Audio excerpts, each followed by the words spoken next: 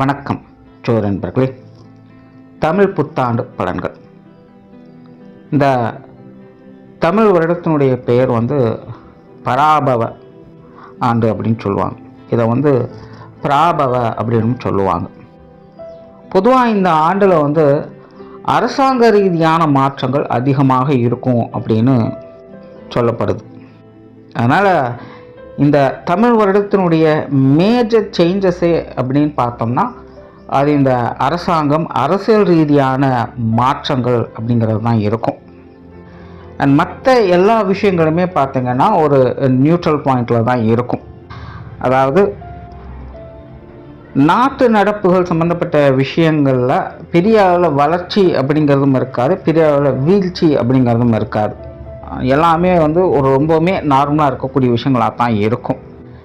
And இயற்கை பேரிடர்கள் அப்படிங்கிறதும் கூட ரொம்ப பெரிய அளவில் இருக்காது. அங்கங்கே சின்ன சின்ன விஷயங்களை மேம்போக்காக அப்படியே பஞ்சபூதங்கள் காட்டிட்டு போகும் அப்படின்னு சொல்லப்படுது. தவிர இந்த தீவிரவாதம் அப்படின்னு சொல்லக்கூடிய விஷயங்கள், அது சார்ந்த அசம்பாவிதங்கள் அப்படிங்கிறதும் அங்கங்கே கொஞ்சம் தலை தூக்கும் அப்படின்னு சொல்லப்படுது. அதே போல் சின்ன சின்ன விபத்துகள் அப்படிங்கிறது அதிகமாக இருக்கும் அப்படின்னு சொல்லப்படுது. அதாவது பரவலாக நாடு முழுவதுமே பார்த்திங்கன்னா ஏதோ ஒரு இடங்களில் சின்ன சின்ன ஆக்சிடென்ட்ஸ், விபத்து அப்படிங்கிறது தொடர்ந்து நடந்துக்கிட்டே இருக்கும் அப்படிங்கிற மாதிரி சொல்லப்படுது. அதாவது சுருக்கமாக என்ன சொல்ல வராங்கன்னா, இந்த வருடத்தினுடைய அமைப்பே சிறு துளி பெருவெள்ளம் அப்படிங்கிற மாதிரி தான் இருக்கும். ஸோ அதை ஜஸ்ட்டாக ஒரு துளி மட்டும்தான் நம்ம கவனிக்கிறோம் அப்படிங்கும்போது அது பெருசாக நமக்கு இம்பேக்ட் எதுவும் கொடுக்காது, அவ்வளோதானே அப்படின்னு அசால்ட்டாக கடந்து போயிடுவோம். ஆனால் எல்லாத்தையும் ஒன்று இணைச்சி பார்க்கும்போது தான் அதனுடைய பாதிப்புகள் எந்த அளவுக்கு இருக்குது அப்படிங்கிறதே தெரிய வரும். பட் எப்போவுமே இந்த மாதிரியான விஷயங்கள் ஆரம்பத்திலே கணிக்க முடியாது.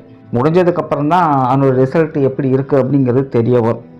ஏன்னா நல்லதோ கெட்டதோ சின்ன சின்ன விஷயங்கள் அப்படிங்கும்பொழுது யாரும் பெருசாக எதையும் கண்டுக்க மாட்டோம். அது மனிதர்களுடைய இயல்பு தான்.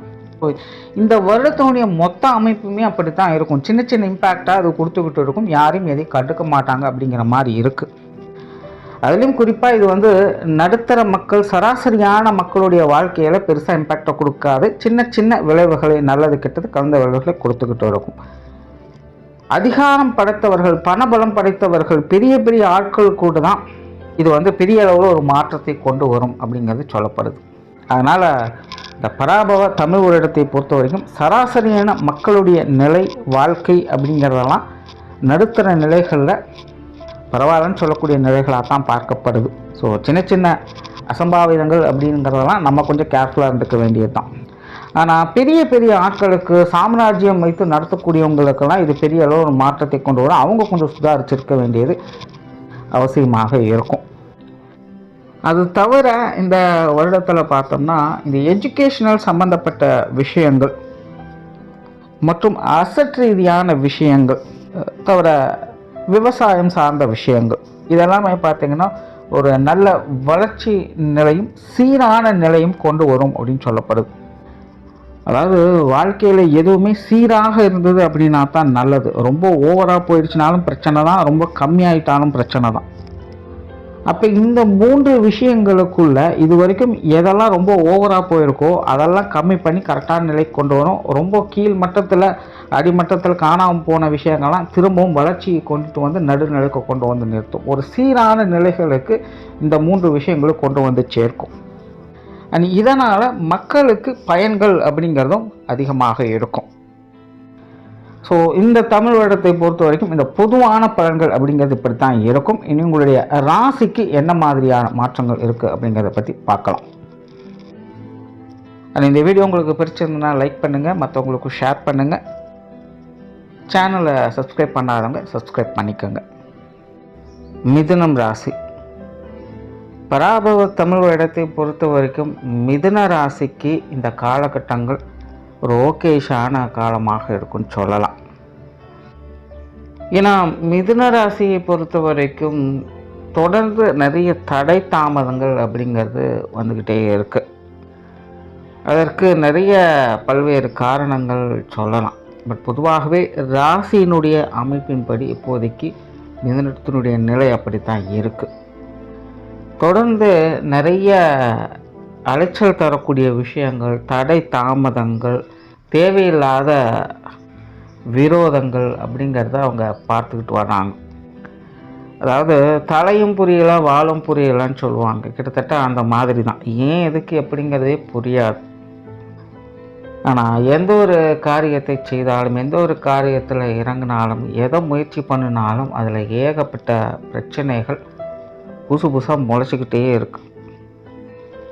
ஸோ மிதுனம் ரொம்பவுமே ஸ்ட்ரகிள் ஆகிறது இந்த விஷயங்களில் தான். அவங்களால முடிஞ்ச அளவுக்கு எஃபர்ட் கொடுத்துட்டு தான் இருக்காங்க. பட் இருந்தாலும் ஜானேர்னா முளைச்சதுக்குங்கிற கதை தான் போய்கிட்டு இருக்குது. ஸோ இந்த நிலைகள் இந்த பராபவ தமிழ் வருடத்தில் ஒரு மாற்றங்கள், ஒரு நல்ல மாற்றங்கள் கொடுக்கக்கூடிய நிலைகள் இருக்குது. ஸோ இந்த வருடத்தை பொறுத்த வரைக்கும் பெரிய அளவில் அலைச்சல்கள் இருக்கும், நிறைய தடை தாமதங்கள் இருக்கும் அப்படின்னு சொல்கிறதுக்கெலாம் இல்லை. குறிப்பாக மிதுனத்தை பொறுத்த வரைக்கும் தட்டிப்போன காரியங்கள் மீண்டும் நடைபெறுவதற்கான காலகட்டமாக இது அமையும். ஸோ கடந்த 2-3 வருடங்களுக்குள்ள எதெல்லாம் உங்களுக்கு ரொம்ப ரிஸ்க்காக இருந்ததோ, இல்லை எதெல்லாம் பாதியில் நின்று போச்சோ, இல்லை ஏதாவது ஒன்று ட்ரை பண்ணி கைகூடாமல் நாள் இழுத்துக்கிட்டே இருக்குது அப்படிங்கிற மாதிரியான விஷயங்கள் எல்லாமே இந்த வருடத்தில் உங்களுக்கு சாதகமாக முடிகிறதுக்கு வாய்ப்புகளை இது கொண்டு வந்து கொடுக்கும். கண்டிப்பாக மிதுனத்தை பொறுத்த வரைக்கும் ராசி நிலையின்படி பெரிய மாற்றங்கள் அப்படின்னு சொல்கிறதுக்கு இல்லை. ஆனால் ஆல்ரெடி இருக்கக்கூடிய விஷயங்கள் பெட்டராகிட்டு வரும். அதனால் மிதுனத்தை பொறுத்த வரைக்கும் எதிலும் அகலக்கால் வைக்காதீங்க. இருக்கிற விஷயங்களை சிறப்பாக செஞ்சுட்டு வந்தாலே அதுவே பெரிய விஷயம்தான். குறிப்பாக மிதுனத்தை பொறுத்த வரைக்கும் இந்த காலகட்டங்களில் நல்ல பேச்சாற்றல் என்பது அதிகரிக்கும். பொதுவாகவே மிதுனம் அப்படின்னாலே அது பேச்சுக்கு பேர் போன ஒரு ராசி தான். இவங்கள மாதிரி சாமர்த்தியமாக பேச முடியாது, இடம் பொருள் ஏவலேருந்து செயல்படவும் முடியாது. ஸோ இயற்கையாகவே பேச்சில் நல்ல திறமை வாய்ந்தவங்களாக இருப்பாங்க. அது இந்த வருடத்தில் முழுமையாக பிரதிபலிக்கும். ஜோதிடத்தை பொறுத்த வரைக்கும் எப்போவுமே ஒரு ப்ளஸ்ன்னு இருந்தால் அதில் ஒரு மைனஸும் கண்டிப்பாக இருக்கும். அப்படி தான் இந்த மிதுனத்தை பொறுத்த வரைக்கும் இவங்களுடைய அந்த பேச்சுத்திறமை, பேச்சாற்றல் தான் மிகப்பெரிய ப்ளஸ்ஸு. ஆனால் அதுவே தான் அவங்களுடைய மைனஸும். என்னென்னா மிதுனத்தை பொறுத்த வரைக்கும் மற்றவங்களை பற்றி அதிகமாக பேச ஆரம்பிப்பாங்க. இது மிதுனத்துக்கு ஒரு இயற்கையான குணம் அப்படின்னு சொல்லலாம். மற்றவர்களை பற்றி அதிகமாக பேசக்கூடியவங்க மிதுன ராசிக்காரர். அது அவங்களுக்கு பாசிட்டிவாகவும் வேலை செய்யும், நெகட்டிவாகவும் வேலை செய்யும். இங்கே நல்லது கெட்டதை பற்றி பேச வரல. பொதுவாகவே அவங்களுடைய குணம் என்பது இப்படி தான் இருக்கும். ஸோ இந்த தமிழ் வருடத்தை பொறுத்த வரைக்கும் இந்த ஆற்றல் என்பது அவங்களுக்கு அதிகரிக்கும். அதனால் மற்றவங்களை பற்றி பேசும்பொழுது கொஞ்சம் கவனமாக இருங்க. நார்மலாக நீங்கள் பேசக்கூடிய விஷயங்கள் அதில் பெருசாக எந்த பிரச்சனையும் இருக்க போகிறதில்ல, அது உங்களுக்கு பலம் தான். ஆனால் மற்றவர்களை பற்றி பேசும்பொழுது அதில் கொஞ்சம் கவனமாக இருங்க. நீங்கள் யதார்த்தமாக பேசுவீங்க, அது மற்றவங்களுக்கு வேறு மாதிரி தான் தெரியும். ஸோ இந்த விஷயங்களை நீங்கள் கொஞ்சம் கரெக்ட் பண்ணிட்டீங்கனாலே இந்த கான்ட்ரவர்சியான விஷயங்களை இந்த வருஷம் தவிர்த்துக்கலாம். மிதுனத்தை பொறுத்த வரைக்கும் இந்த வருடம் கெரியர் பேஸ்டான விஷயங்கள் கொஞ்சம் சாதகமான நிலைகளாக இருக்கும். நிறைய பேருக்கு புதிய வேலை வாய்ப்புகள் போன்ற விஷயங்கள் கிடைக்க ஆரம்பிக்கும். சுயதொழில் செய்கிறவங்களுக்கும் கொஞ்சம் சாதகமான வருடமாகவே இருக்குது. ஸோ தொழில் வேலை உத்தியோகமாக மிதுன ராசிக்காரங்களுக்கு ஒரு சிறப்பான காலகட்டமாக இருக்கும். வெளியூர் மற்றும் வெளிநாடு சம்பந்தப்பட்ட விஷயங்கள் கூட அவங்களுக்கு நல்ல முறையில் கை கொடுத்துட்டு வரும்னு சொல்லலாம். குறிப்பாக சமீப காலத்தில் இந்த கெரியர் ரிலேட்டடான விஷயங்கள் மிதுனத்தை பொறுத்த வரைக்கும் ரொம்பவுமே ஸ்ட்ரகிள் ஆகக்கூடிய விஷயங்கள் தான். அதாவது மிதுனத்தை பொறுத்த வரைக்கும் ஒரு சாதாரண வேலை செய்யக்கூடியவங்களாக இருந்தாலும் சரி, இல்லை பெரிய பெரிய உயர் பதவிகளில் இருக்கக்கூடியவங்களாக இருந்தாலும் சரி, இந்த ஜீவனம் அப்படின்னு வரும்பொழுது அது ஒரு போராட்ட வாழ்க்கையை தான் அவங்களுக்கு கொடுத்துக்கிட்டு இருக்குது. அதனால் சமீப காலத்தில் உங்களுடைய ஜீவன ரீதியாக நிறைய போராட்டங்களை அவங்க தொடர்ந்து பார்த்துக்கிட்டு தான் வர்றாங்க. ஸோ அந்த நிலைகள் அப்படிங்கிறது இந்த தமிழ் வருடத்தில் ஒரு மாற்றத்தை கொண்டு வரும். சிலருக்கு பதவி உயர்வுகள் இல்லைன்னா அங்கீகாரங்கள் போன்ற விஷயங்களை கூட கிடைக்கப்பட்டு வருவாங்க. உங்களுக்குன்னு சில பொறுப்புகள் கட்டாயமாக ஒதுக்கப்படும். அதில் திறமையை காட்டக்கூடிய அமைப்புகள்லாம் இருக்கும். பட் மிதுனத்தை பொறுத்த வரைக்கும் ஸ்டில் கொஞ்சம் போராட நிலை தான் இருக்குது. ஸோ உங்களுடைய ஜீவனத்துக்காக நீங்கள் கொஞ்சம் மெனக்கிட வேண்டியதாக தான் இருக்கும். பட் என்ன உழைப்பு வீண் போகலை அப்படிங்கிற ஒரு நிறைவு நிலையை பார்க்க முடியும். கஷ்டப்பட்டாலும் அதுக்கேற்ற பலன் உண்டு அப்படிங்கிறதுல திருப்தியாக இருக்கலாம். ஸோ அப்படி உங்களுடைய தொழில் வேலை உத்தியோகம் சம்பந்தப்பட்ட விஷயங்கள் இந்த வருடம் ஒரு நல்ல மாற்றத்தை கொண்டு வந்து சேர்க்கும். பொருளாதாரம் சம்பந்தப்பட்ட விஷயங்கள் மிதுனத்தை பொறுத்த வரைக்கும் இது ஒரு நல்ல மாற்றத்தை கொடுக்கக்கூடிய வருடமாகவே இருக்குது. கண்டிப்பாக மிதுன ராசிக்காரங்களுக்கு சேமிப்புகள் உயரக்கூடிய ஒரு காலகட்டமாகவே இருக்கும். ஏதோ ஒரு வகையில் உங்களுக்கான பண வரவுகள், பொருள் வரவுகள் திருப்தியாகவே இருந்துக்கிட்டு இருக்கும். கடன் சுமைகள் குறைய ஆரம்பிக்கும். இந்த கொடுக்கல் வாங்கல் விஷயங்கள் இதெல்லாமே உங்களுக்கு சாதகமாகவே இருக்கும். ஸோ பொருளாதார நிலைகள் ஒரு நல்ல முன்னேற்றத்தை பார்க்கக்கூடிய காலகட்டமாக இது உங்களுக்கு மாறும். பொதுவாக மிதுன ராசிக்காரர்கள் இந்த விஷயங்களில் கொஞ்சம் கை தேர்ந்தவர்கள் அப்படின்னு சொல்லலாம். அதாவது எப்படிப்பட்ட சூழ்நிலைகளையும் அவங்களுக்கான அந்த பொருளாதார தேவைகளை அவங்க ஈட்டுக்கொண்டே தான் இருப்பாங்க. அதில் எப்போவுமே அவங்களுக்கு ஒரு தனித்திறமை என்பது உண்டு. அந்த விஷயங்களை இந்த வருடத்தில் இவங்களால் முழுமையாக பார்க்க முடியும். அதனால் மிதுனத்தை பொறுத்த வரைக்கும் உங்களுடைய பொருளாதார நிலைமையை பற்றி பெருசாக கவலைப்பட வேண்டியது இருக்காது. குடும்ப வாழ்க்கை கிட்டத்தட்ட இந்த விஷயங்கள் உங்களுக்கு சாதகமான காலகட்டமாகவே இருக்குது. குடும்பத்துக்குள்ளே நிறைய சுப விசேஷங்கள் காரியங்களை பார்ப்பீங்க. குடும்ப தேவைகளை பூர்த்தி செய்வீங்க. குடும்பத்துக்காக பாடுபடக்கூடியவங்க மிதுன ராசிக்காரங்க. இயற்கையாகவே அவங்களுடைய குணம் என்பது அதுதான். என்ன நினைத்தாலும் தன்னுடைய குடும்பத்தை என்றைக்குமே விட்டு கொடுக்க மாட்டாங்க. கிட்டத்தட்ட அந்த விஷயங்களும் இந்த வருடம் அவங்களால முழுமையாக பார்க்க முடியும். ஸோ குடும்பத்துக்காக யாராவது பாடப்படக்கூடிய நிலை என்பதற்கும் குடும்ப தேவைகளை எல்லா வகையிலுமே பூர்த்தி செஞ்சுட்டும் வருவீங்க. குடும்ப விஷயங்கள் காரியங்களும் உங்களுக்கு சாதகமாகவே வந்துட்டோம். குடும்ப உறவுகளுக்குள்ளேயுமே ஒரு இணக்கமான சூழ்நிலைகளை பார்த்துட்டு வரலாம். திருமண அமைப்புகள், புத்திரபாக்கிய அமைப்புகள் இதெல்லாம் பார்த்திங்கன்னா கொஞ்சம் அலைச்சல் தரக்கூடிய விஷயங்களாக இருக்கும். பட்டும் படாமலும் நடக்கக்கூடிய விஷயங்களாக இருக்கும். இது சார்ந்த விஷயங்களில் அவசரப்படாதீங்க, நிதானித்து செயல்படுங்க, நன்மை உண்டு.